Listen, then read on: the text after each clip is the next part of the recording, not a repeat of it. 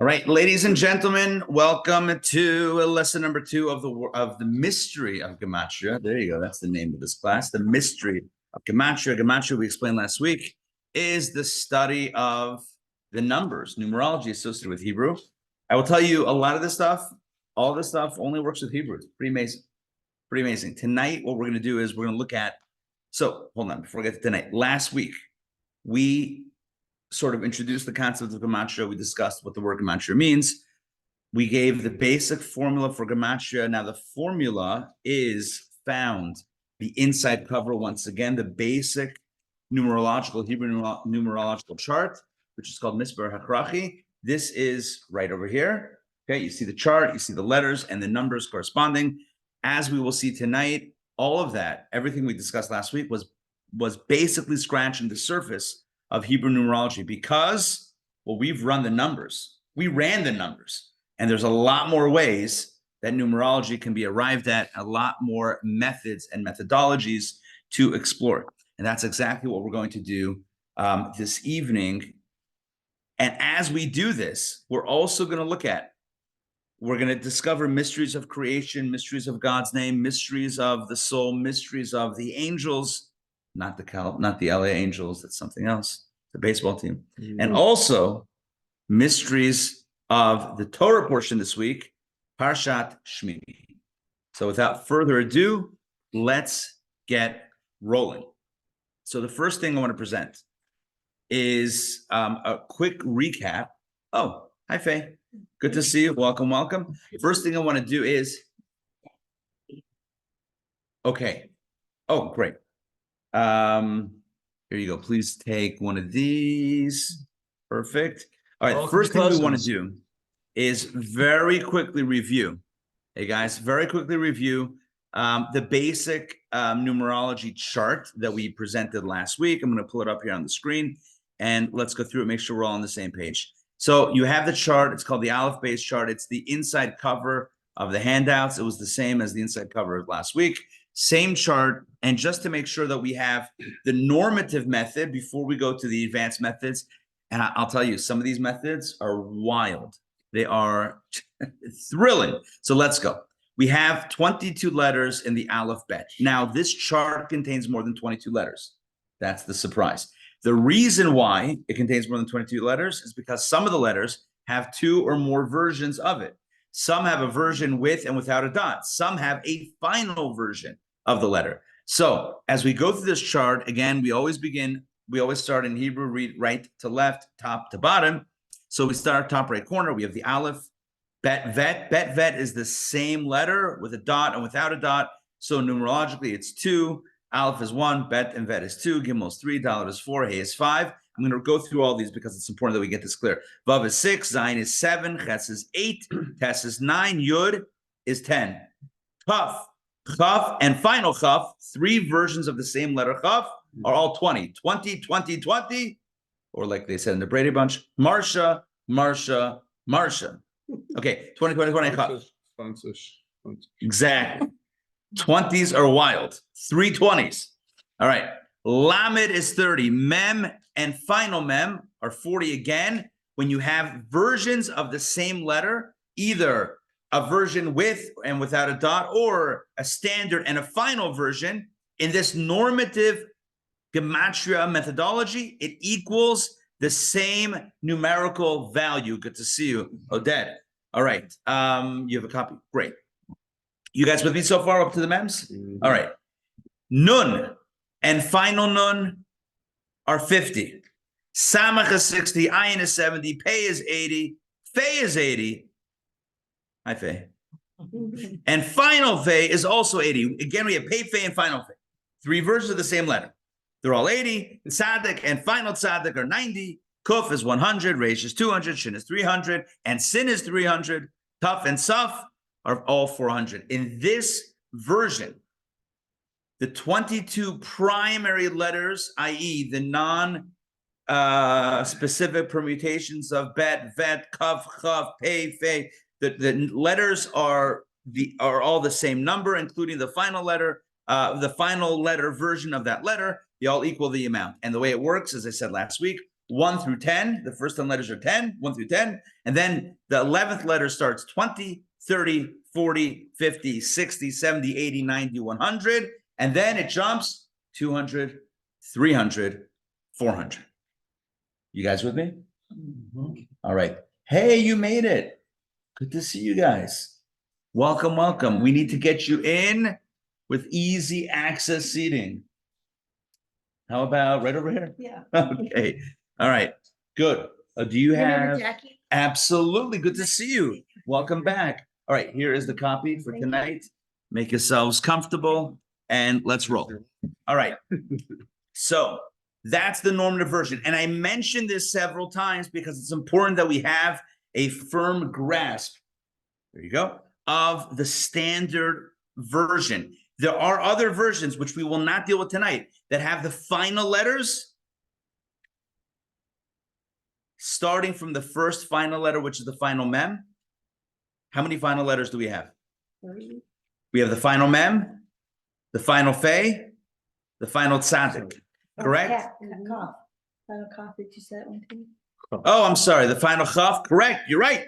You're right. The final chaf, the final mem, the final nun. I'm already out of my league here. Final fe, and the final tzaddik. 5 final letters. Correct?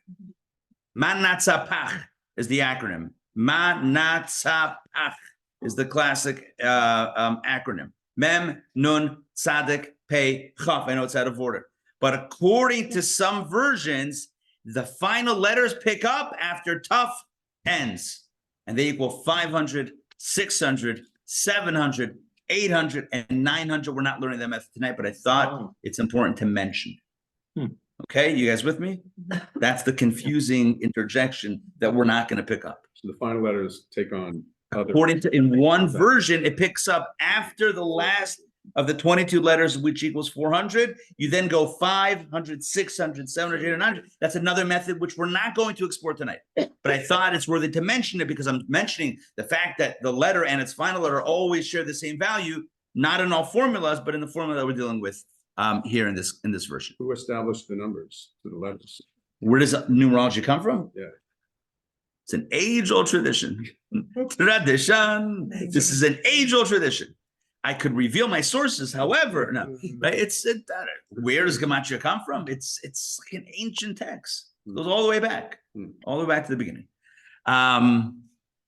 That's the short way of saying I can't tell you the name, but it's going back. Was tradition say it was passed down from God to Moses? Either that or it goes back a while. All right, now let's jump into the new methodologies that I want to share with you tonight, and not just share, because I could share literally more than 20 different ways of Gematria, but we don't have time to cover 20. I want to focus on 5 more versions, and those 5 we're going to give examples and really jump into. You guys ready? Mm-hmm. So we have the normal. Again, I know I'm not trying to beat a dead horse. There's no dead horses here, thank God. But I do want to emphasize the standard Gematria is 1 through 400. In fact, if you have your sheets, right? If you have your booklets, your booklets, and now turn to page number 3 in the booklet, which is not numbered as page 3, but it's the 3rd page. You see there it says Mispar. Good evening, good to see you, Mispar Hechrachi. Absolute normative value, Aleph through Taf, is 1 through 400. Those are the numbers, 1 through 400. Now, the next methodology of Gematria that we're going to learn is called, Mispar Siduri. Mispar Siduri. Now, let me share my screen. Let's pull this up so that everybody's on the same page. Once again, here we go. Okay, we have Mispar Achrechi. Aleph through Taf is 1 through 400. Mispar Siduri is 1 through 22. What does that mean? 22 letters. 22 letters. Everyone gets a digit. And when you get to letter number 11, it doesn't jump to 20. We call that number 11. Call it 11. So if you look back at your chart, okay, you guys with me? Stay with me on this. Aleph is 1, Bet and Vet is 2, Gimel is 3, Dalet is 4, Hey is 5, Vav is 6, Zayin is 7, Ches is 8, Tes is 9, Yod is 11, Kaf Chaf and final chaf don't jump to 20. Rather, it becomes 11. Jeez, got your cover. You said Yud is 11 and it says Yud is 2. Yeah. Yud is 10. I misspoke. I'm sorry. Tess, I was so excited about saying the number 11. I may have misspoken. Tess is 9. Yud is 10. 11. Chaf and final chaf are 11. 11. That's it. And then Lamed would be 12. Mem would be 13. Final Mem. Nun would be 14. Samach would be 15. Ayin would be 17. Pei would be 18. Tzadik would be 19. Kuf would be 20. Reish would be 21. Shin would be... Reish is 20. I keep on doing that. Yes. All right. What's up with that? Got to figure that out. Reish is 20. Shin is 21. And Taf is 22. 1 through 22. Mispar Siduri. What does Siduri mean? It means in order. The numbers are in order. There's no jumping. What? We go through the 10, we go through the single digits, then jump to tens? Why are we jumping? Mispar Siduri says 1 through 22, straight up, no jumping. You don't jump after 100 to 200. You don't even get to 100. I'm sorry. You don't get to 100. You have 22 letters, 22 numbers. That's it. Vizehu. That's it. Rabbi, Right, next. Rabbi, Yes. Rabbi, are you going to speak to why there's these different number systems? So the short answer is there are different ways that the numbers are that the letters contain different layers of. It's a good question.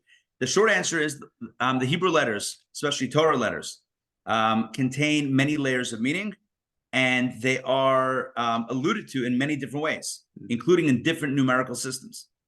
So as to why one is employed versus another, I've never seen like a philosophical breakdown of the rationale behind one or the other. These are just different methodologies. And we'll actually have a demonstration later on in the class tonight where we take one idea and we build it out like a Dvar Torah. We take this idea and we build it out combining 3 different methods to arrive at one idea.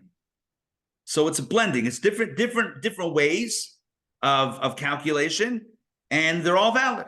They're all valid, and they all lend us with lend deep meaning into the Torah. What is conceptually the difference?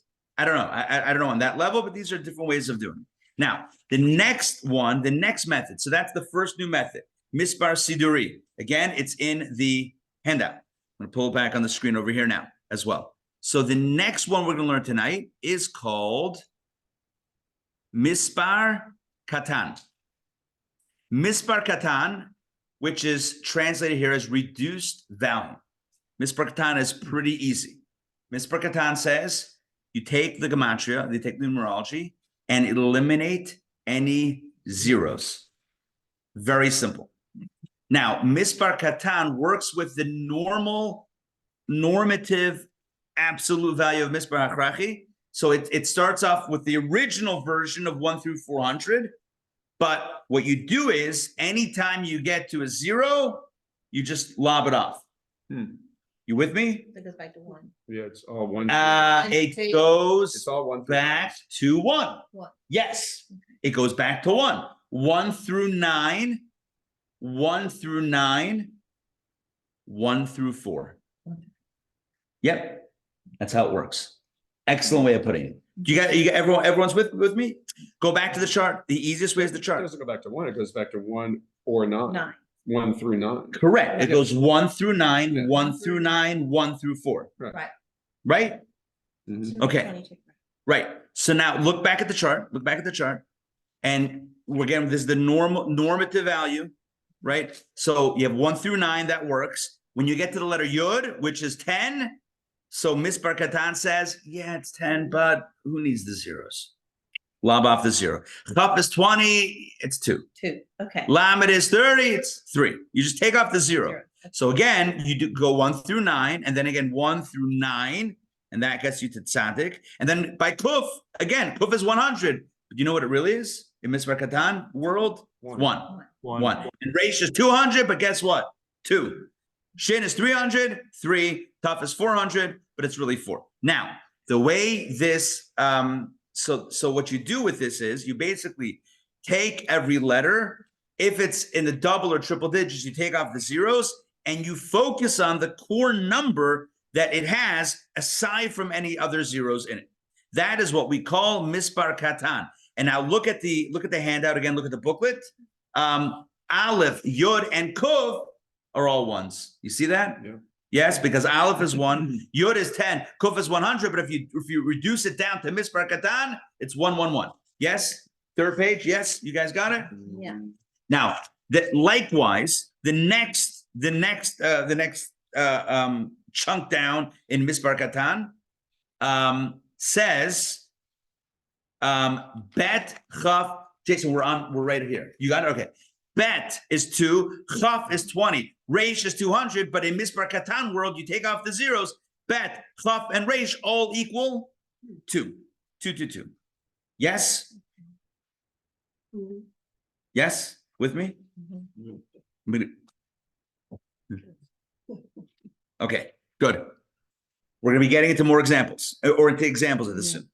Now, we're not done yet. We've introduced now two new ways. Let's go to number 3. The third new method is called mispar katan mispari, which the fancy English term for this is integral reduced value. Okay, now you're probably wondering, what does that mean? So that means like this. You're not taking off the zeros, like in the previous method of mispar katan. What you're doing is you're adding up in the standard method. You're adding up the gematria, the numerology. But when you're done, you add all of the digits together until you arrive at a single digit. Does that make sense? Say that again. Mispar katan mispari means you start off with the normative gematria system that we presented last week. In other words, the standard 1 through 400 system. You run the numbers, and let's say the number equals. Let's say the number is. Let's say you get to 770.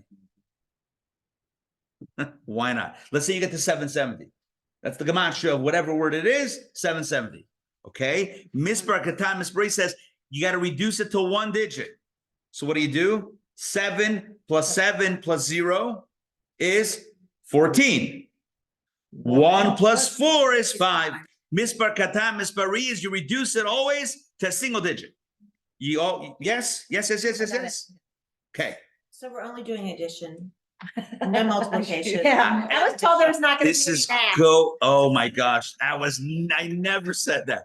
This is, in fact, I said I said it before, make sure you have a calculator because, and that's why I have pens, and if anybody needs a pen, we have more pens over What there. was the 1 plus 4 equals 5? What was the last part? Where do you get 1 plus 4? 770. Okay, If the gematria of the phrase, let's say you have a word and it equals 770, you add all the digits together. 7 plus 0 is 14, but that's 2 digits. 1 plus 4 equals 5. So like he said, the 72 and then plus 7, Right. like that, and then it equals 9. Yeah. So he was like saying. Literally. Well, until we get to method 5. I'm kidding. 12 plus 1 is 5. Yeah. 1 plus 4. So if you had 2 sevens, so if it was 7 plus 7, which equals 14. But that's still Take 2 that digits. 14, that's 2 digits, Right. then you take the 1 and the 4. 1 plus It's 4 less. is 5. Oh, So that's how you're gonna get it. So you just keep No, it's not. that down. So My- here it is. No, this is recorded. Like No, I'm 8 naturally that plus- loud. All right, so you guys with me? Yes? Okay. Yes. Take it down another right now. Because you need to get to 1 It's not- digit. so 14 is still 2 digits. Yeah, so you take it all the way down. You keep on adding the digits together until you get 1 digit. Together to That's get- it. the end. Yeah. Gee. Okay, now, yes, that's mispar katan mispari is you get to 1 digit. So because this is already now kung fu level gematria, so that's why I have here an actual example. Chesed. You guys with me on this? You see under mispar katan mispari integral reduced value, Yeah. the word chesed. Let's run the numbers by going back to the chart. Let's do this slowly. The only way this is going to work is if we do this slowly. Chesed. Ches samach daled. Let's look at the numbers on the chart. Ches is how much? 8. Let's do the math together. 8. Samach is 60. 60 plus 8 is. It's 68. Thank you. 6. That wasn't a trick question. 60 was correct. 68. I love it. 6 Okay, 68. Chesed plus daled. What is daled? 14. No, daled is 4. 4. So 68 plus 4 is 72. So I have on the chart chesed. I literally wrote, you could have cheated before. Chesed equals, again, on right, the next page over, chesed equals 72, correct? 60 plus 8 plus 60 plus 4 equals 72. Yeah. That's 2 digits. Mispar Katan Mispari says you got to get it back to 1 digit by adding all the numbers that you have. So 72, then you go 7 plus 2, the next line equals 9. Yes? Yeah. How do you get 15 for Samach? I don't Wait. see- You're jumping. Let me, right now, we just did that. Yeah. We just did that. Okay. I'm ready to go to the next one. You guys ready for the next one? Yeah. Chesed. Okay. Part of my aim here, as I center myself and my energy, part of my aim here is to show how the word chesed, which is kindness, always gets back to the number 9. And 9 is a very special number on many different levels. But here's how this works in a magnificent way. So we did Mispar Katan, Mispari, Chesed, 72, 7 plus 2 is 9. Yes, we did that. Before we, no, I think I want to continue now. I want to, okay. So by the way, it also equals 9 in a different method, which is Mispar Katan. Yeah. Mispar Katan. The previous method, which was you lob off all the zeros, let's do that now with Chesed. Okay? Ches is 8, still 8. And there's no 0, so you don't have to. Samach is how much? Originally 60, but if you if Mispar Katan lob off the 0, you get 6. Dalet is 4. 8 plus 6 plus 4 equals 18. 8 plus 6 plus 4 is 18, right? 4 plus 6 is 10 plus 8 is 18. But 18 is still 2 digits. Yeah. If we're getting it down to 1 digit, 1 plus 8 equals 9. That demonstrates that chesed equals 9, ultimately, both in Mispar Katan, Mispari, as well as Mispar Katan. Yes? Yes. Mhm. You ready to go Mispar Siduri now? Yeah? Y'all ready? That's the third example. But in the normative one, it's 18, right? Chesed is 18. In the normative one, it's 72. In the normative chesed, in other words, what we learned last week, ches is 8, 60, yeah. samach is 60, and dalet is 4, 72. In other words, that's the normative, that value at the top, 72, that's the normative number. But when we reduce it, 7 plus 2 is 9. If you go Mispar Katan, it also equals 8, 6, 4, 18. 1 plus 8 is 9. And as we'll show right now in the ordinal value as well, Mispar Siduri, the first of the new methods that we learned tonight, where instead of 1 through 400, it's just 1 through 22. Every letter is assigned a number, 1 through 22. Well, let's run the numbers. Ches is still number 8. Samach is number 15. It's the 15th.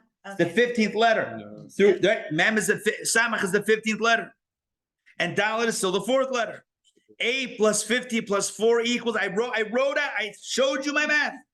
I literally showed you my math. 8 plus 15 plus 4 is 27. You can fact check me. And 2 plus 7, still 9. Back to 9. No matter. Variable number. Why what? Why is the variable? When you go 1, 2, 3, 4, 5, 6, 10, and then 11, 12, 13, 14, Yeah. 15. I get that, but like out of all these different equations. Oh, because 8, I'll tell you why. Because any letters that are in the first 9 letters, no matter which method you run, it will always be the same. You with me? Okay. Because again, letters 1 through 9, in any of the methods that we've discussed thus far, 1 through 9 are always the same 1 through 9. Aleph is always 1, whether in Mispar Achrachi, whether the normative version, whether Mispar Siduri, whether in Mispar Katan, whether in Mispar Mispari, it's always, Aleph is always 1. Bet is always 2. Gimel is always 3. Dalet is always 4, etc. 1 through 9 are always the same. Where the shenanigans kick in are either 10, where you lob off the 0, Mispar Katan, or 11, which either is 20 or 11, depending on which method you're using. Does this make sense? Does this make any sense? Yes? Yeah. All right, good. Yes, Faye. Yes. So what does it indicate about a word when it's the same number in all three? Yeah, what that indicates, excellent question, Mira. What that indicates is that nines are wild with chesed. In other words, chesed is at its core a 9 number. Chesed is a 9 number.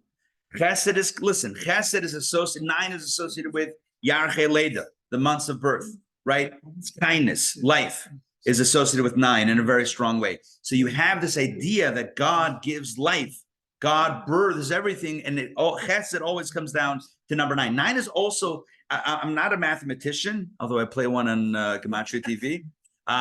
But I will say that there's something 9 about being a perfect number that when you multiply, there's something about 9 that it works very smoothly in situations.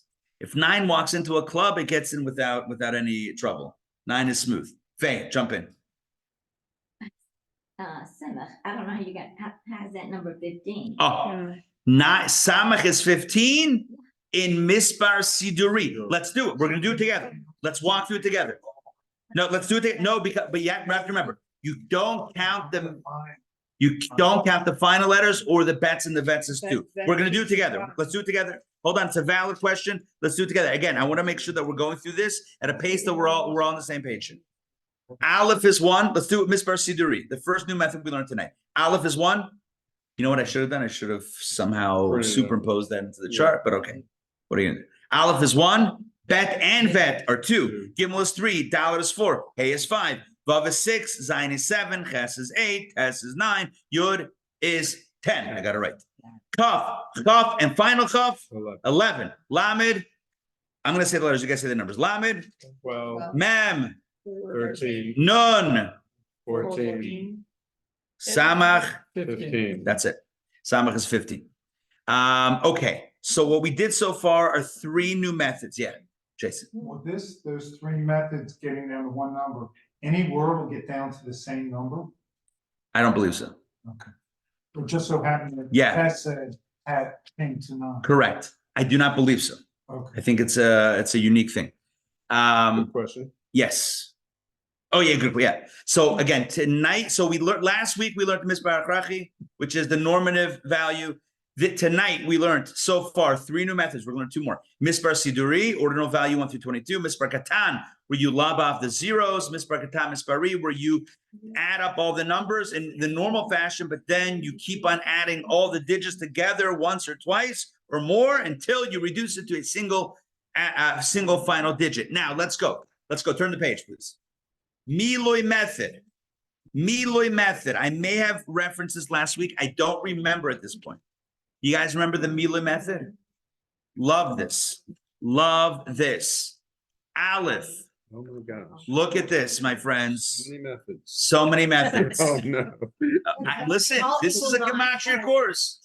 We are not, you listen, you guys are in a Gematria course. We are not fooling around. But do people announce like, okay, came to that result for the middle method? They might, or they'll just say Gematria, this is that, and you got to figure out which one they use. Are there any areas of gray in the normative value? Any what? Areas of gray in the normative value? No. This is just the Cliff Notes version. We're gonna have a real class. Okay, you guys ready for the Miloi method? Yes? Is everybody ready? Hold on, I feel like there's a lot of other conversations.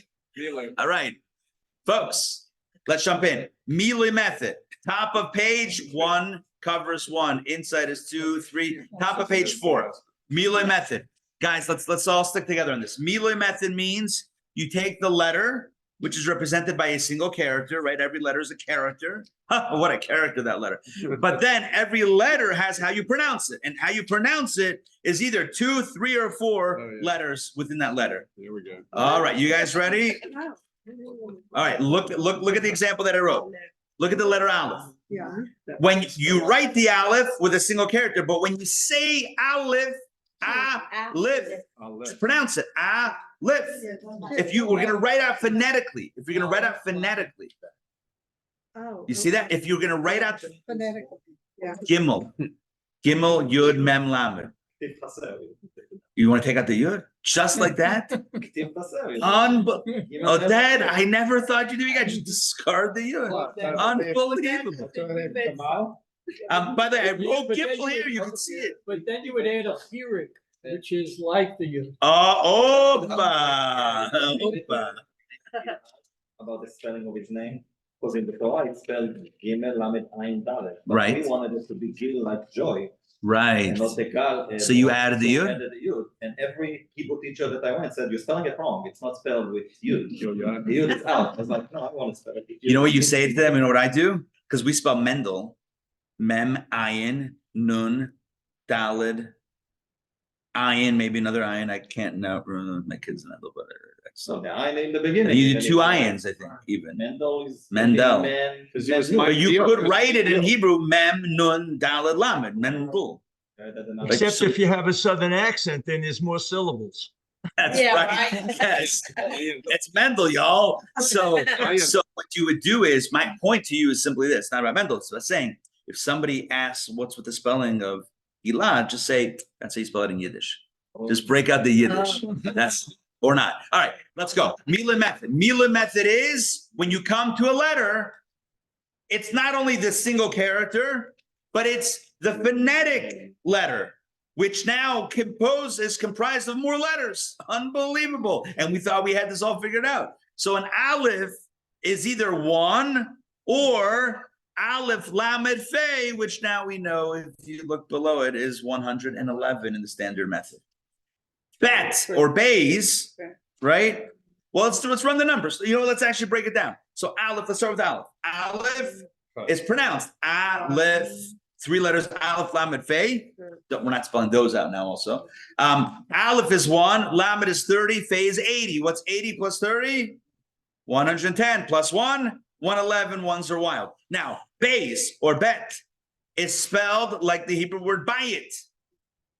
What is the gematria of that? What is that numerology? Bet, that letter bays or bet is 2, yud is 10, and tuf is 400. 410 plus 2 is 412, right? 4, 1, 2, 412. Gimel, huh? What is it? Oh, this was easier, right? Hey, bro, this is all the intro. Huh? This is all the intro. Well, if you were doing mispar, katan, and mispari, if you were reducing it to single, you could. But right now this is still normative, but with the Mila method. Gimel is spelled Gimel Yud Mem Lamed, 4 letters for Gimel.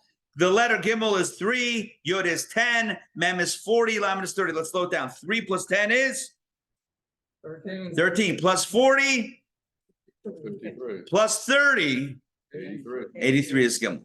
All right. Yes. Okay.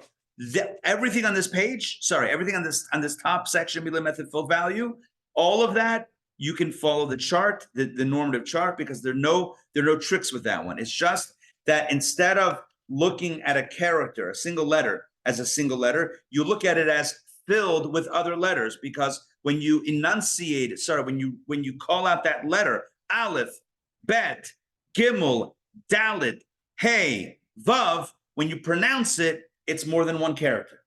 It suddenly is. It's no different. Let's just go English for a quick second. If we're writing out phonetically the letter B, we would probably write it B, E, E. One letter turns into 3. Which letters have 2? Hebrew letter has only 2. The letter. Yud. Yud, yeah. You put the yud there too? That you could put the yud. Hey. Hey, could be hey yud, or hey aleph, or hey. The word By the way, this gets into, say it again. what would be chesed this way? Would it come to 9? Oh man, if you're spelling out ches, samach, and dalid, and then adding up everything and then reducing it, I did not run those numbers. That's making my brain. Maybe we do that after the class. But they don't get really dumb. Like go Aleph. Once they get to 111, they don't like expand it out from the 1, the net number, the word for 1 phonetically. No. So that's. I mean, there's. That would be Conceptually, you could keep on going with all this and keep on spinning it. But usually what I'm sharing tonight are the kind of the limits of where this goes. Now, I do want to mention, what do I want to mention? Oh, and I think I mentioned this at the end of last week, but maybe it was like two at the end. If you look at the Torah, okay, picture a Torah scroll. So it's letters written on a parchment. Imagine you're looking at it from a side view. So the parchment goes this way, right? The two poles like this, and the parchment goes like this. And then you have the letters like Bereshit, Bara, Lukin, right? You have the letters going on. But imagine every letter has the milui, as different dimensions hanging down. Yes? Mm-hmm. So imagine the first letter of the Torah is Bet. So it's like, right, Bereshit. So Bet, Yud, Tuf. So you have now a Torah scroll with, remember the old transparencies, for the projector, right? Layers. So you have a layer, first layer, second layer, third layer. And now you have different layers of the letters. It's wild. There's a code that has been programmed into a computer that makes sense with all the numbers. There is, I actually looked up, I did some research. There is a website. I don't remember the name of the website. It's some Gematria. It's a Hebrew or Israeli website where you can put in a number and it will tell you words and phrases from biblical verses and other Jewish concepts that equal that number. Mm-hmm. Yeah. So it's very cool for a party trick. Like, oh, we're at the bar mitzvah of whatever name it is. Oh, it's the Gematria. This kid's awesome. I mean, not in English, but it'll be like the equivalent Hebrew. You can find something that works. It's a great party trick to pull off. It's sort of like a Rubik's Cube, right? Yes. Yeah. We're talking about the grid. Yeah. A lot of different ways. A lot of different ways to slice it. Right? You can turn it this way or that way or any sort of combination. I'm ready for the VR app. Yeah. Isn't it like working it down to syllables? Yes, phonetically, right? If you were to spell how it sounds. Oh, I knew there was one more thing that I wanted to mention. One more thing that I mentioned it very quickly a moment ago, but I want to emphasize this. When it comes to the Mila method, how you spell a letter can vary. I gave the example of hey before. How do you spell phonetically hey? Hey yud, hey. Hey aleph, hey. Hey. And we'll see how this comes to play when we do this Mila method on God's name, the Yud Kei Vav Kei, the 4-letter name of Hashem. And when you spell out each of those 4 letters, there's 4 different methods that you can spell those names, and they all equal a different number. But we're getting ahead of ourselves. They don't have 72 names? Also. But we're going to go through different combinations soon. Which 7 plus 2 is 9. Also, yes. Now, mispar katan mispari examples. Yeah. We're ready. There's one more method.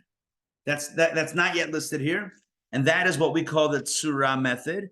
Tsura means form, and there's a form method. You don't have it here on the sheet.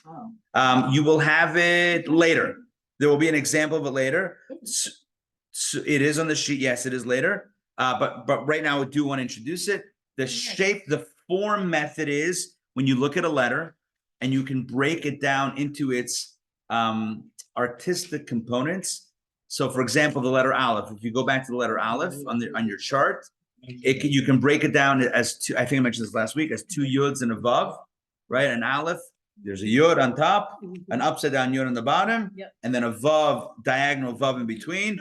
So if you run those numbers, Yud is 10, Vav is 6, 26. I'm going to get into what that means a little bit later, but there's a way of understanding that the shape of the letter also contains other meanings of numerological meanings within the shape. Now, let's use some of these examples, some of these methods to decode some mysteries within Torah, within creation, within purpose, etc. Everything that I'm sharing with you tonight, not only these examples, but everything that I'm sharing with you. Did you just join on? I did. Should I enter you? Sure. Okay. So everything that, just make sure that your volume is muted or else we're going to hear ourselves twice. Everything that I'm sharing with you tonight is classic Gematria, classic sources. None of this is made up on the top of my head. This is all which This is all legitimate. That's, Yeah, I feared that. never mind. No audio. Yeah. No audio. Yeah. Okay, so here we go. You know what? Honestly, I've heard that I'm better live anyway. Yeah. Let's start with some examples. Bereshis or Bereshit, that's the opening word of the Torah. Using the normative value. And I want to go through tonight, I want to go through all these examples in a methodical way that you don't have to take my word for it. So go back to the chart and we'll do this together. The letter bet is 2. Reish, again, the normative value. Reish is 200. What do we have so far? Great. Aleph is, what do we get? What do we have now? 203. Shin is 300. 503. Yud is 10. 513. Tuf is 400. 913. Look at that. I wrote 913. How did I even know that we would come up with that number? Bereshis, or Bereshit, right? That opening word of the Torah equals 913. In the normative Gematria style, what we learned last week, the chart on the inside cover of your booklets, right? 913. But remember, Mispar Katan Mispari takes the digits and reduces them, typically down to 1, but we're going to reduce it down to 2 digits tonight, and you'll see why. 9 plus 1 plus 3 equals 13. 13 is also the Gematria, the normative numerology of the Hebrew word ahava. What does ahava mean? Love. Aleph, ahava, is comprised of 4 letters. Aleph is 1. Hey is 5. Bet is 2. Hey is 5 again. It's still 5. 1 plus 5 is 6. Plus 2 is 8. Plus 5 is 13. Ahava, love, is 13. 13 is also significant because, as you see in the next line down, 13 is also the gematria of the word echad. Aleph is 1, Ches is 8, Dalet is 4, so gesund. 1 plus 8 plus 4 is 13. Echad means 1. 1. Echad means 1. So here is the interesting part of this. When you reduce Mispar Katan Mispari, not down to 1 digit, but you stop after 2, what you realize is that Bereshis, the beginning, or creation itself, is connected with love and connected with 1. What's the message? What's the moral of the story? Creation is an act of love on behalf or from the one God, Hashem Echad. Creation is God, the one God Echad, saying, I love you, Ahava. Yes? And the same energy connects all of us as one. Correct. Same energy of creation. Right. All of creation, it's all connected with love and it's all connected with unity. Very good. Good point. Everything is connected. Everything is about love. In other words, sometimes a person might think, oh, God created us. Hopefully no one thinks this. But sometimes, oh, God created us to get us, right? God's looking to get us. God created us. He didn't have to. Nothing compelled him. He chose to give us life. Everything you've ever enjoyed is only because God has chosen to put you here. An act of love. 13 is also Mispar Katan reduced value. 1, 2, 1, 3, 1, 4 equals 13. Nice. Nice. Mispar Katan also equals 13. Good, I didn't run that. Okay, now the next one is good catch. Elokim. Now, can you repeat that so we can hear? if you go Mispar Katan Bereshit, run the numbers. Mispar Katan. It's 1, 2. It's 1, 2, 1, 3, 1, 4 equals 13. All right, now that's cool. Elokim. Now, I pronounce it Elokim with a sound, even though it's a hey, which should have the h sound. But since it's God's name, we do not pronounce it the way it's written, as an act of respect, as an articulation of reverence. We don't pronounce God's name as written, so we say Elokim. But the numerology is still, that's why I put dashes, because you're not even supposed to write the name in a casual setting. So I put dashes in between so that, it's separated somewhat. So the numerology, the normative numerology, Aleph is 1, Lamed is 30, Vav is 6, Hey is 5, Yod is 10, Mem is 40. Add them all together. Take my word for it. At this point, it's 86. 86 is also numerically equivalent to the word HaTeva, which we learned last week. HaTeva is the nature or nature as a thing. Nature, Teva or HaTeva, the concept of nature is numerologically equivalent to Elohim, one of the names of God. Elohim is the force of God that creates nature but hides behind it. It's like we said last week, Teva is also like Tubu, is also the idea of sunk. It's God hidden within creation. So a miracle coming up to Pesach. When God splits the sea, wow, you see God. Oh, that's God. And what about when the sea is normal? What about when you walk out by the beach and you look at the ocean? What do you see then? Oh, it's just an ocean. Who made an ocean an ocean? It's also God. So there's God in the mirror. You guys with me on this? There's God that there's the state when God breaks nature and says, hello, it's obvious I'm here. Right? If water stands as a wall, allowing a few million people to walk through on dry land, you're like, yeah, that's an act of God. But remember, who makes the ocean just do ocean things? That's also God, but that's God in a hidden state. So Havaya or Yud Kei Vav Kei, the four-letter name of God, connotes the miraculous element, whereas Elohim connotes the natural element. Still God, but we call it nature. Somebody says, oh my gosh, I walked out and I saw water and it was at rest. Unbelievable. Somebody was like, what are you smoking? Unbelievable? That's its nature. And you say, yeah, but who made it? Who made that its nature? You know what it says in Sfarim? It says in the books, in the good books. It says, if God were to make the sea split every day on the clock, every day seas would split, but would only make the sun set and rise once again, one time. Ooh, that'd be a miracle. That would be the miracle. In other words, the difference between a miracle and nature is frequency, which is ridiculous. In our minds, we're like, oh, that was God. And what about this? No, why? Just because we took it for granted. But that's the way that God hides within nature. That's Elohim. Elohim is you with me on this? Yeah. Okay, let's turn to Kabbalah class. Let's get back to this thing. So Elohim is 86, Hatava is 86. Hatava, nature is God, but Elohim. Okay, now if we go Mispar Katan, we want to reduce it down at this point to 2 digits. 8 plus 6 is 14. 14 is also the numerology of the Hebrew word yad.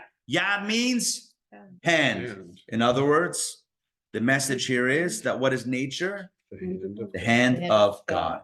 So the next time you look at a beautiful sunset, or even a non-beautiful sunset, next time you look at a beautiful tree or a standard tree, next time you look at the beach or the ocean, or you look at traffic on the 285, just remember, all of that is being powered by Yad, the hand of Hashem.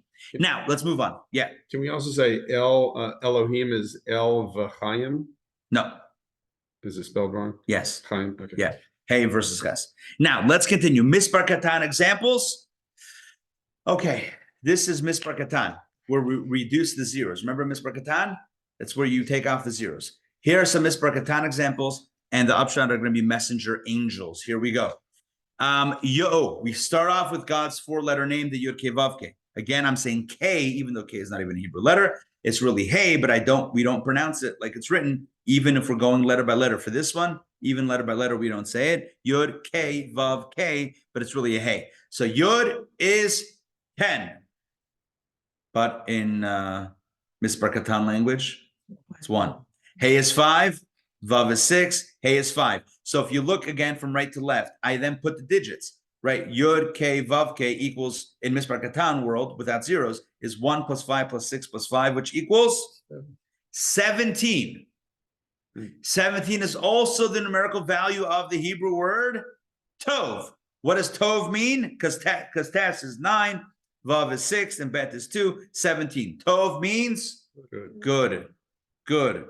God is good. Hashem equals 17. You give up, 17. Tov is 17. Now let's look at the other name of God. Remember Hashem, Yud-Kei-Vav-Kei, that have, or in Kabbalah pronounced it Havaya. Havaya, the first name of God that we have right over there. That's the supernatural, transcendent, miraculous, heavenly name of God. Elokim is the God within nature. There aren't different gods, but it's the divine force within nature. Elokim, again in Mispar Katan, if we take off the zeros, Aleph is 1, Lamed is 3, Hey is 5, Yud is 1, and Mem is 4. So you have 1 plus 3 plus 5 plus 1 plus 4 equals 14. 14 is once again numerically equivalent to the Hebrew word of yad, which means hand. So we said before, Elokim is hand.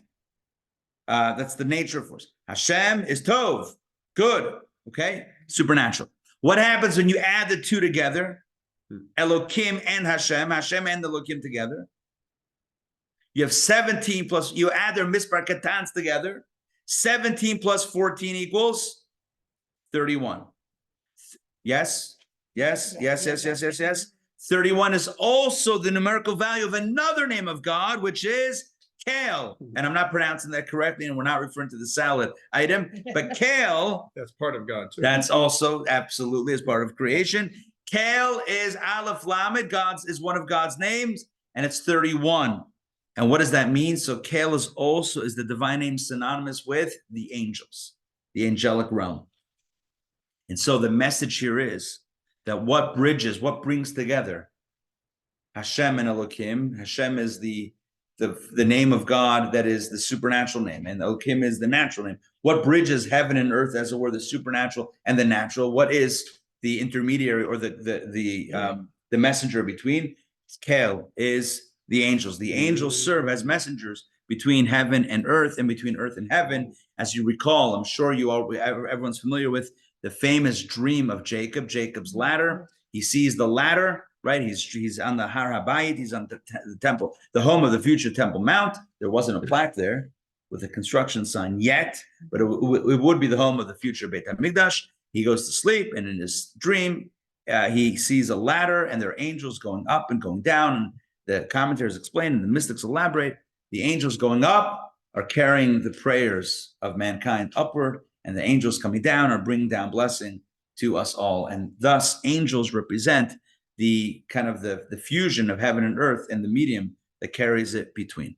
All right, now let's continue. We have still a lot more to do. And yeah. Example, the second word that you are matching with a regular. Correct, yes. And the other one is yes, because what you're doing is you're saying this is so Odette is asking, why are we using Mispar Katan for the first word like Hashem and Elokim? And then when we say, oh, it's either Tov or Yad, we're going the normative value. It's because you're using Mispar Katan to get to a number. And then you're saying that number, what does that number symbolize? The number symbolizes Yad, Tov. You're not doing that also to that. That makes sense. I know I use a lot of pronouns there, but you'll forgive me. All right. It makes sense in my head. I don't know if I conveyed it. Now let's continue. Let's go, because we have a lot to get to. At least a few more things to get to. Let's look at the Miloi method. Oh, we must do this. Miloi method examples of the 4 forms of Havaya. And I mentioned this before. I alluded to this before. Havaya is the Yod-Kei-Vav-Kei, the 4-letter name of God, also known as the Tetragrammaton, the name of God that we don't pronounce the way it's written. We never pronounce the way it's written. It's, in fact, also referred to as the ineffable name. In other words, the name that is not pronounced. Yod, followed by Hey, followed by Vav, followed by Hey. If you were to spell out the letters, remember we said before Miloi method is the phonetic spelling. How would you spell it? I told you before that there's different ways to spell Hey. There are also different ways to spell the letter Vav, as you'll see.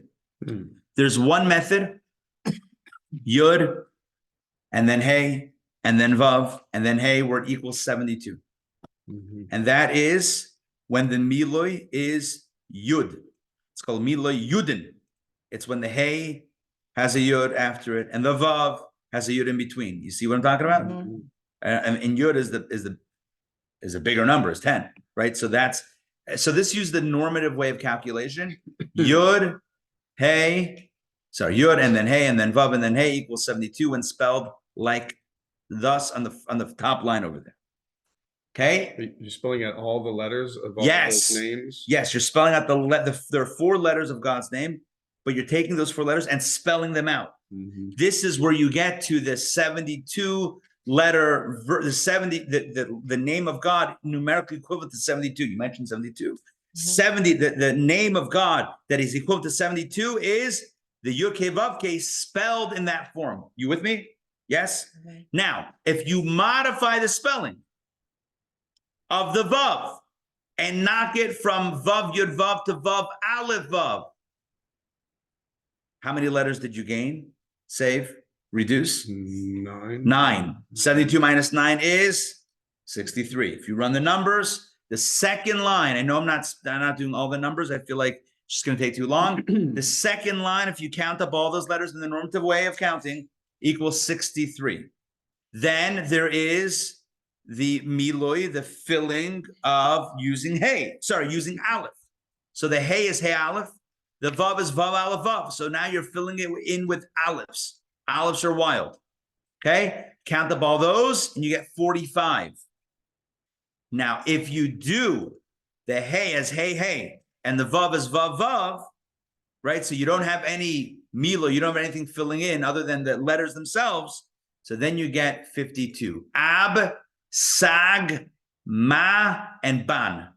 That's what these letters, these 4 versions are referred to. In Kabbalah, if you learn Kabbalah and you come to the idea that you hear about God's name in the form of Ab, ayin bet, is 72. Sag, samach gimel is 63. Ma, mem hey is 45. And ban, bet and nun is 52. Ab, sag, ma, and ban are these 4 versions of spelling out the milah of Yud Kei Vav Kei, God's name, and arriving at different numbers depending on how you phonetically spelled it. Yes? What do these refer to? Next section, 72, 63, 45, 52. So these refer to 4 different stages of reality, also known as the 4 worlds, Atzilut, Bria, Yetzira, and Asiya. For those that have studied Kabbalah before, either with me or elsewhere, you have certainly come across these 4 worlds: the world of Atzilut, which is typically translated as the world of emanation, the world of Bria, creation, the world of Yetzira, formation, Asiya, action. These are the 4 worlds from top to bottom, and these correspond again to these 4 permutations of spelling God's name, equaling 72, 63, 45, or 52. You're probably wondering, why is 45 above 52? That's the way it is, huh? Is there any gematria to those today, which 72 is Atzilut? I mean, it doesn't. No. The word, it doesn't. 72 means what? 72 corresponds. It just corresponds. Find it. Correct, with Atzilut. You said Which means what? The world of creation. emanation. Emanation, creation, formation, and action. And emanation, like to emanate. And then chach, and then it also within this, that's within the worlds, within the sfirot. There are 10 sfirot. The way these are broken down within these 4 categories, 72 is chachma, 63 is bina, chachma is wisdom, bina is understanding, 45 is zera ampin zah, which are the 6 midos, the 6 emotions from chesed through yisod, and 52 is malchut. Now, I'm just throwing out Kabbalistic words. Either you're familiar with them or you're not. If you're not, then it requires a Kabbalah class, which we don't have time for. But just know that these are the 4 strata of spirituality, spiritual realms that exist, and they correspond to these 4 dimensions of the divine name. Now, one more parlor trick that we're going to pull off in this section is that if you add all 4 numbers together, 72 plus 63 plus 45 plus 52, it equals 232. So all 4 versions of God's name spelled out, which correspond to all 4 layers of existence, etc., equals 232, which is the same gematria as the phrase, the same numerology as the phrase, Yehi Ar, let there be light. What is the meaning of that? Well, my friends, the meaning of that is that the purpose of creation, the purpose of all existence, is that there should be light. Light comes from above, there's the light that comes from above, the light that we generate, but it's all about light. Ye are, let there be light. It's a divine call throughout all levels of creation that there should be light. Maybe seeing reality or through other people's through other people's visions as well, gets a fuller picture of. So to find that clarity, you can Yeah. only see things clearly through, when you have everyone. Okay, I like that. We're at, okay, let's just go for another few minutes. Please indulge me for another few minutes, just so we can share a few more quick ideas, very quickly. The Tsura method, I promised the shape method before. Tsura method, okay? The shape method. Aleph, I already shared this with you before, right? Aleph has 2 yuds and a vav, right? Yud, yud, vav. Yud is 10, yud is 10, vav is 6, 26. 26 is also numerical equivalent to the name Yud Ke Vav Ke, God's name, not Miloi spelled out, but just the standard 10, 5, 6, 5 is 26. So thus the Aleph, which is 1, also loops into God's name, which God is 1, right? Aleph is 26 with the Mila method, which is God's name. You see that there's a connection between oneness and God. Yeah? Okay. Next, blending methods together. Okay, please buckle up. It's about to get great. Okay, what we're going to do now is blend 3 different methods together to arrive at an exposition. In other words, exploring what is the nature of a human being. The name in the Torah for the human being, the first human being, is Adam. In Hebrew, it's spelled Aleph Daled Mem. I wrote it out for you right over here. Adam.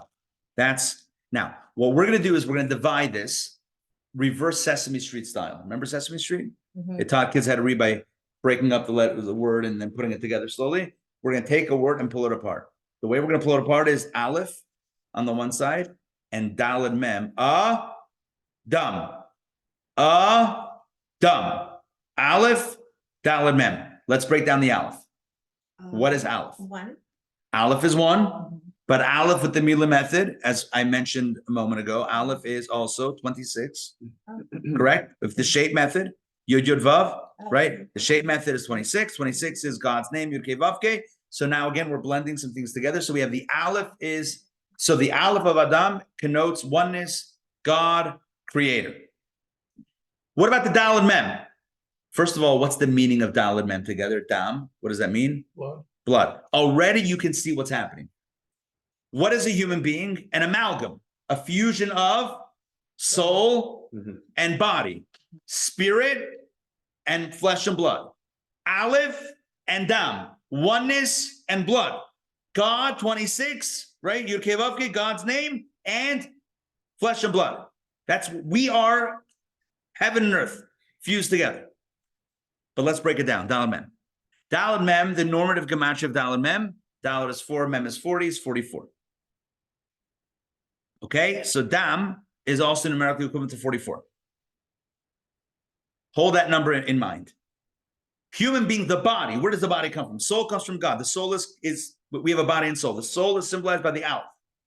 What about the rest of us? Where does the body come from? Dorks.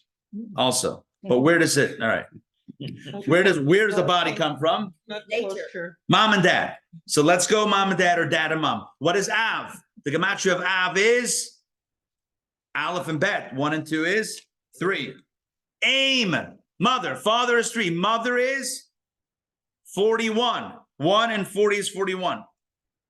What happens when Av and Aim come together? Father and mother come together. What do you have? 3 plus 41 equals 44. You see what just happened? When you look at the Hebrew word for Adam, human being, Aleph speaks to the soul, the divine soul, the godly soul, and Adam, through gematria, speaks to Av v'Aim. Av, Aim, father, mother. It's all in the numbers. Let's keep on going. What happens when you put it all together? It equals Adam, right? When you fuse together the Aleph and the Dam, the soul and the body, you get 45. Adam is 45, right? It's 45 because Dam was 44, Aleph is 1, it's 45. And what is 45? As we said before, it's one of the versions of God's name, Yud Ke Vav Ke. And the message of this is that when a person is able to fuse their soul and their body together, that's a very godly experience. It's a very godly experience to integrate your soul and your body, because a soul without a body can't do anything. A body without a soul That's like a chicken without a head. Where's it going? Right? Body without a soul. We get into so much trouble like that. So what is the holy divine experience of a person? It's when you have an Adam. If you have just an say, what a tzaddik. All right, but they're not doing anything. Adam, right? That's not also totally hedonistic. Adam, the person 45, that's the full flesh. All right, yes. One more piece, Parashat Shemini Gematriot.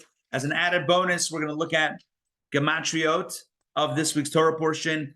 Give me a minute and a half. The beginning of the Torah portion, B'yom HaShmini, talks about the 8th day of the inauguration of the Mishkan, Rosh Chodesh Nisan, the first day of Nisan, in the year 2449 from creation. And what happens is that Aaron Moshe, God tells Moshe to tell Aaron, his brother, Moses tells Aaron to bring an Egel ben Bakar, to bring a calf as a sacrifice, as an offering. And the Baal HaTurim, who I mentioned last week, he's a master biblical commentary and Gematria aficionado. So he says, Egel ben Bakar is the Gematria lechaper chet ha'egel, which means to atone the sin of the golden calf. Why was Aaron told to bring Egel ben Bakar when they did the ribbon cutting on the Mishkan, the tabernacle? Why was that? Day one, opening day, who threw out the first pitch? It was Aaron. And what pitch did he throw? He offered an Egel ben Bakar. What was it for? To atone for the Chet Egel. Now, you may notice, I'm not going to run the numbers now. You can add them up yourself. This is all normative. So you just run the chart. You'll see it. 457. It's off by one. See, it's off by one. It's off by one. But with Gematria, sometimes that's not a problem. Because there's always one, like in golf, there's a mulligan.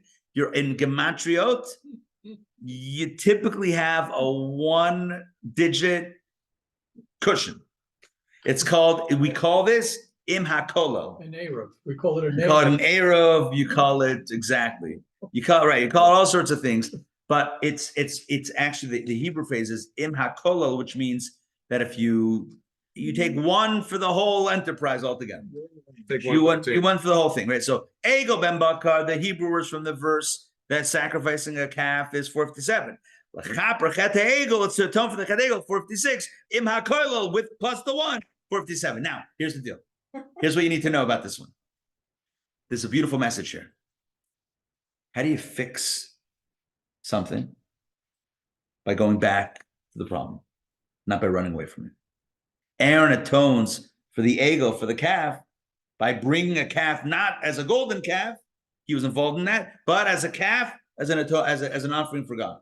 And there's a message in life about tshuva, about repentance, it's about going back to the problem and fixing it where it's broken. It's like the famous joke about the guy in the parking lot looking for his keys. Right? Imagine it. So looking for their keys, looking around. Someone sees him. He says, "Can I help you?" Yeah, they're looking.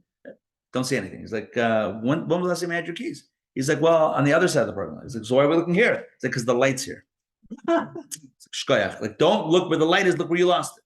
So sometimes where it has to be fixed is in the darkest of places. Aaron, the last thing he wanted to bring, I'm sure, would be an Egel. Opening day, everyone's looking at him and he's trotting it with a calf. Oh my gosh. You know how embarrassing that was? That must have been. But you have to go back there to fix it. That's one message. Yeah? Done. Next, final message. Vatochal osam. On that day, 2 of his sons died. Right? The Torah says 2 of his sons died. His 2 oldest sons, Nadav and Avihu. They brought a strange fire that they were, there's balloons going off in my background. That's weird. They brought a strange fire. And it says a fire from heaven came out, vatochal otam, and consumed them. It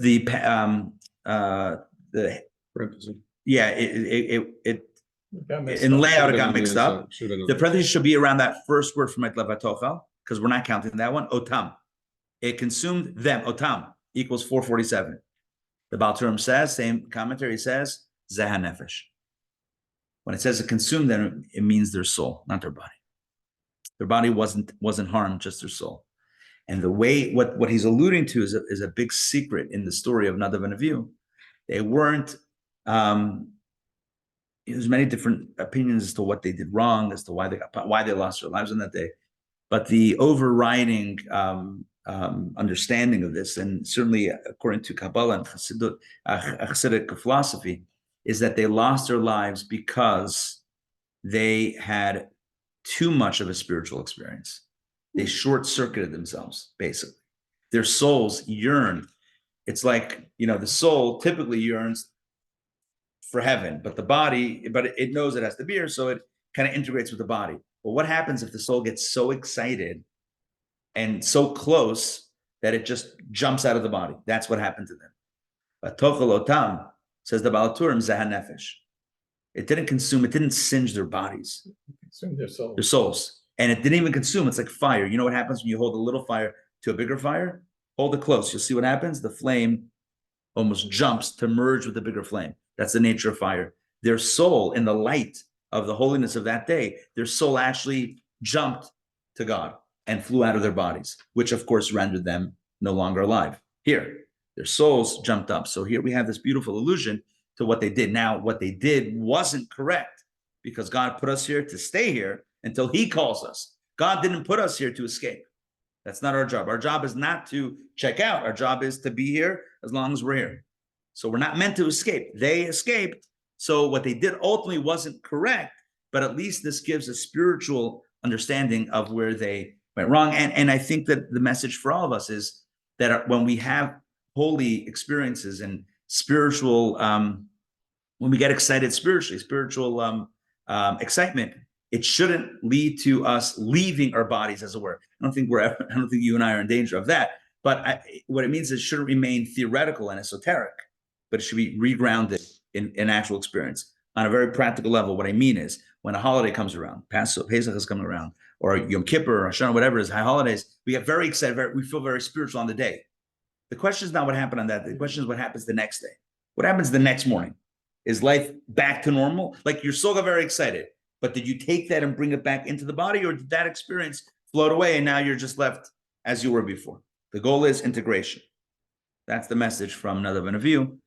Zahan Nefesh, it's the soul jumping out, and the goal is that the soul should integrate and reintegrate. Make sense? So tonight we learn 5 new methodologies of Gematria. Mispar Siduri, 1 through 22. Mispar Katan, where you lob off the zeros. Mispar Katan Mispari, where you add the digits, the normative method, then you add the digits together. We learned about, what was the 4th method? Oh, yes, the Miloi method, right? The filling, when you phonetically spell out the letter as opposed to just the character, you spell it out with 2, 3, or 4 letters. And then we also learned about the Tsura method, the form method, the shape method, in which, let's say, Aleph, for example, can become suddenly 26. And all of this can be blended together in different ways, combinations, to produce a myriad of results that hopefully clarify and inspire. So tonight, some of the clarifications we got were as to the purpose of creation, purpose of angels, purpose of human beings, and other similar shenanigans. That's what we spoke about. Shenanigans. That's what we spoke about tonight. Just to clarify, again, the examples that we did were decoding creation, messenger angels, 4 forms. Oh, also about repair, how to fix things. You go back to where it's broken to fix it. And of course, about not getting carried away with things, but integrating things into our reality. Thank you very much for joining me for lesson 2 of the Mystery of Gematria. The mystery of time. Where does time fly when you're adding up numbers? That's the big question. Yes. The solar eclipse. You know what? When is that? Monday. So this is Wednesday. Maybe we'll do some Gematria of sun and moon. Maybe we'll find some. And also the cicadas I'll are look- coming too. Okay. Well, that I can't promise. But what I can look up is, I'm sure there's some stuff about Shemesh and Yerech, sun and moon. I'll see what I can find on that. Again, not making up anything, but we'll see if I can find any traditional Gematria on that. And all right, to be continued next week. Pleasure. Pleasure. Hope you guys enjoyed it. If you have a numerological question, call me or text me or email me. Happy to answer. Happy to answer all your numerological needs. Because you said before with the angel, and that Timima is a production where Evan touches her. And the opening was that the angel With the ladder. Yeah. Beautiful. At Tamima, just now the play. Yeah. What was the name of it? We're having touched earth. Beautiful, beautiful, beautiful. This may sound Very. silly and naive, but like, I just turned 58, so what does that number represent? 58 is a beautiful number. 58 is Chain. Chain means literal charm and beauty. That's what it means. Means what? Literal charm and beauty. Chain literally means charm Oh, charm. and beauty. Chain is grace, charm, beauty. That's 58. Awesome. What I just think is so fascinating is there has got to be a God, because this is all so complicated. It's- Understand how people can It's not, question it. it's, I would say it's, Of that, like, who would come Who up would with question- all that? Yeah. no, it's so dazzling and it's so beautiful. It's like, Yeah. if you look at like a molecular structure, and you realize like how everything has to come together Yeah. perfectly for this to exist. And you're Right. like, and it's an accident. Yeah. I once heard Right. I once heard a line, someone said, I don't have enough faith to not believe in God. Right. Because you would have to have a lot of faith to think all of this is accidental. Yeah. Because that's a crazy leap of faith. It's So more, Rabbi, yeah. when we're eating Chain for Pesach, we should be thinking about beauty and pleasantness. Wait, you're talking about grain. Grain. That's not Cain. Grain is different than Cain. Right. Cain is charm. Grain, right? You say in the Asia style, Sheker Achein. Charm is deceptive. Well, not in this case, but charm could be, not in your case, but charm could be. But grain, that's horseradish. Right. That's, You're right. Kazaku Baruch. Cain is beautiful. Grain can be very bitter. Can be very, although I will say, I happen to be a fan of grain. Oh, that's great. No, I love, yeah. So so some Chabbanics are crazy. There's not only Chabad that does this. We take the actual horseradish, peel it, and then either you shred it or you chop it. And then when you have your lettuce, your maror, you do a little lettuce and horseradish together. It gives the requisite kick. Sometimes though, you get a piece that's a little strong because like you think you got it and like, oh, I got this. And then you hit one piece. I don't know where, like all of the concentration went to that piece. And then you just be like, this happened to me at more than one Seder where like everything's going well. I'm just eating it. I'm actually like taking more for the road. And then the next thing you know, it turns on you and it is over. It's game over. It's like everything turns red. That's why you need 4 glasses Green. of wine. It gets nuts. You're like, I need 4 cups of wine again. I just need to knock this down. It's crazy. You gotta make this happen. I like with some idea of Kabbalah, Seir and Zer Anpin. So Zer Anpin, you know, it's funny because I don't usually do it like that. Zer Anpin. So Sandrine's asking about the, so there's Chachma, Bina, Zer Anpin, and Malchut. Zer Anpin is the general category for Chesed, Gevura, Tiferet, Netzach, Hod, and Yesod. The whole midot, the emotional, that whole middle, more than the middle, that whole, right? The 6 out of 10 are contained in Zah. The one sphere that's not counted in this is Dat, because Dat sometimes is Keter, which is beyond them. So it's Chachma, Bina, and then Zah. Zah, again, Zah is an acronym of Ze'er Anpin. Ze'er Anpin means the small face. Anpin is like, Anpin is face, Ze'er means small. Ze'er Anpin is small face. That's again the Kabbalistic. There's Arach Anpin, the long face, and then Ze'er Anpin, the small face. Ze'er Anpin, small face is Zah, which is also the 6 midot from Chesed through Yesod, and then you have Malchut. So that's a way in which they're all kind of smushed together as one, because they're all the emotionals. By the way, these 4 dimensions correspond to the spiritual, intellectual, emotional, and physical also. That's spiritual, intellectual, emotional, and physical. There's so much to unpack in all of this. I realize now that I probably put too much in this one class, but nonetheless, at least at some point we got through it. Those 4 worlds, 4 worlds again. 4 worlds. Spiritual, intellectual. Oh, Atzilut. They're there. It's written there. It's written there. You see it? It's in the book. It's in the book. It's on page. Why can't I find it? Yeah, the last page. No, not the last page. Page. Emanation, But what does it mean? creation, formation. Oh, emanation. Emanation. Emanation. Yeah, what's To emanate. It means it's not created yet. It's emanating. like imagination. No, not Visual- imagination. No. Emanation means it's coming out, but it's still close. Something that's emanating is like light is emanating from the light bulb, like it's coming out, but it's still in proximity to it. So it's not creation applies. There's two separate things. There's this and what I created. Emanation is it's still close to the creator. That's the highest world. Emanation, then creation, formation, and action. Okay, picture at home that has the lady in white. Good night. Great to see you, Sandrine. It's a lady in white. She's got all the letters of the Kabbalah thing going up. Oh, nice. You know, Art. yeah. Kabbalah art. Yeah. All right, very good. Jay, great to see you. Shaimei, great to see you. Mom, great to see you. Jules, great to see you. Richard, good to see you. Ellie, great to see you. All right, great to see you guys. Three amigos, Oh. we're here.